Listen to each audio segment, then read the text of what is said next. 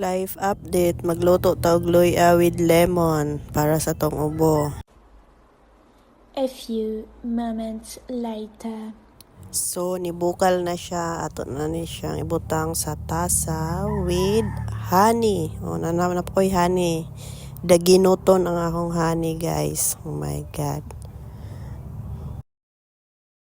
So, isa ra ni kakutsara ko ibutang ani kay wala na lain, guys.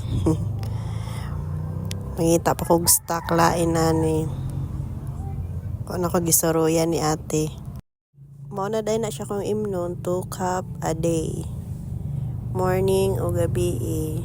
Oh, salamat sa paglantaw. Bye!